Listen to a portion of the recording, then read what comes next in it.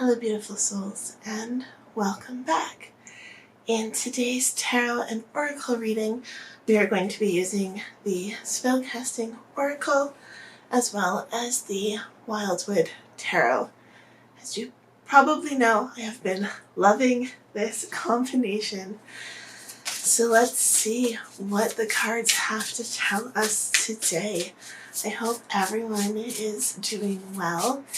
In my part of the world, we are well into summer, and we're actually having a little bit of a rainy day today, which is nice, a nice little break from the heat. So I'd love to know, where in the world are you? Is it summer? Is it winter? Are you in the southern hemisphere? I'd love to know. Let me know down in the comments below. So let's see, what are we talking about today? Today's topic is that of clarity.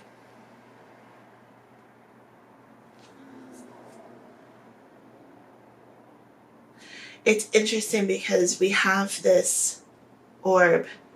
I don't know if it's a crystal ball. It could be a water droplet. I'm almost getting like water droplet vibes with like a forest behind. Maybe it's raining. Maybe there's a waterfall. But within that orb, there is so much.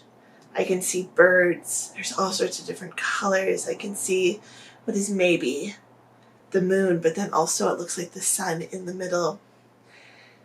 And it's interesting for us as human beings. We have so much going on at all times in our heads, right? Even if you practice meditation and you're very mindful about what's going on in your head and the thoughts that you're thinking, there's still lots and lots of thoughts. Meditation isn't necessarily about removing those thoughts from your head, but it's about observing those thoughts. And sometimes, as you become more aware of the fact that there is all this chatter going on in your head, it can be sometimes hard, sometimes easy to see through, but acknowledging that, to find clarity, we must first acknowledge that there is all of this going on and that it's normal to have all of that going on. It's normal to be able to have thoughts in your head and still do other things. We have the Four of Bows, which is celebration.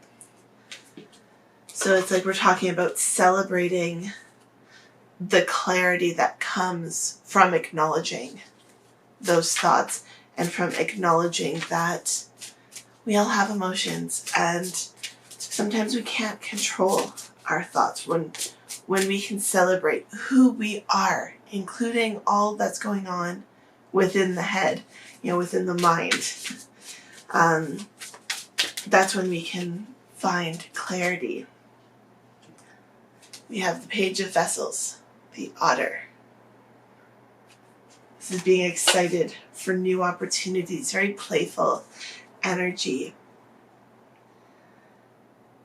And it's interesting, like the animal kingdom, who knows what's actually going on inside of an otter's head, or what's going on inside of any animal, any creature's heads.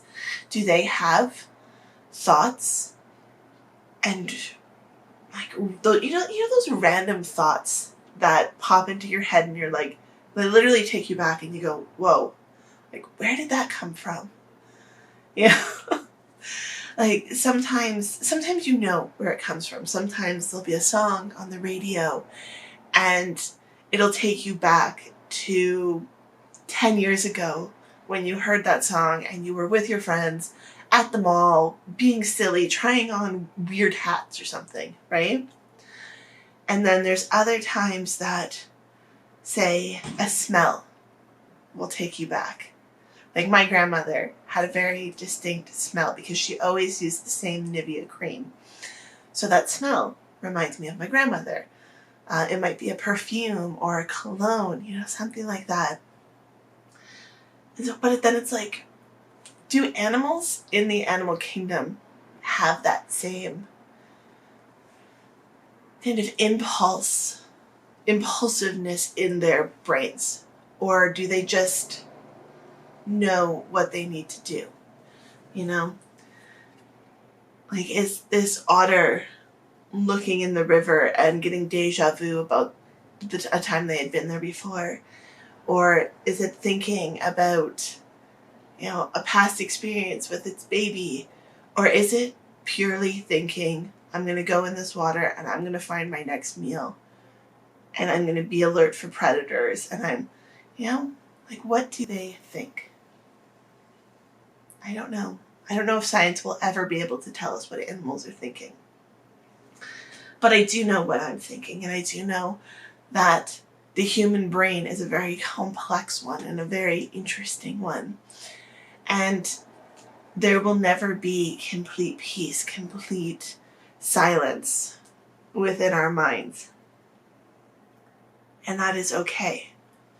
But we need to be able to harness our ability to observe those thoughts. We need to be able to harness our willpower and our strength to be able to not let those thoughts, that mental clutter that constantly exists, to be able to, we need to be able to resist that mental clutter from overtaking our experience in life.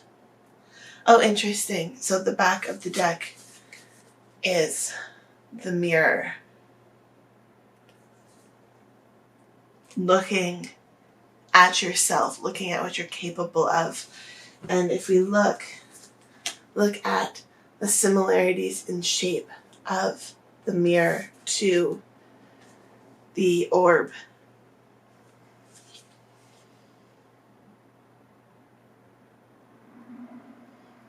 how can we look at ourselves and see ourselves past our faults, see ourselves through our faults, through the chaos and clutter and confusion that can exist within all of us? And how can we find a level of clarity despite all of that? Right? And I think that's the ultimate point I'm trying to make, is that it's not about getting rid of all of that stuff to find clarity. It's about accepting it, being able to witness it, and being able to find clarity despite all of that stuff. I want to look in the guidebook for the clarity card and see what they have to say. Clarity. It says, you need to take time out to focus on the subject of your inquiry and to declutter that busy mind of yours. You're being urged to bring some order into your life and make plans. It's the only way to achieve your dreams. It's time to be absolutely crystal clear about what it is that you actually desire. You can achieve this by taking time out to decide what your goal is. Plan how you can reach it. Work out a schedule and then focus. The universe cannot respond to a muddled head, so clear your mind of unnecessary meanderings and allow yourself some clarity of thought. Yes, okay. So exactly what I was saying. I felt like I was missing something, and it's the planning, it's the goals. But perhaps for some of you, we're not there yet. Perhaps we just need to celebrate the idea of reaching a certain level of mental clarity. And we're still in this self-reflective process. It's not about moving to the next step yet. Setting goals, having intentions is all well and good, but you need to get clear on what it is that you want. You need to get clear on why you want it before you're going to be able to feel inspired to go after that action. So I feel like for a lot of you, yes, goal setting is wonderful. Setting intentions is wonderful. Thinking about the future is wonderful. but we need to take a step back and work on finding that peace of mind and that clarity so that we can move forward without allowing that mental clutter to derail us.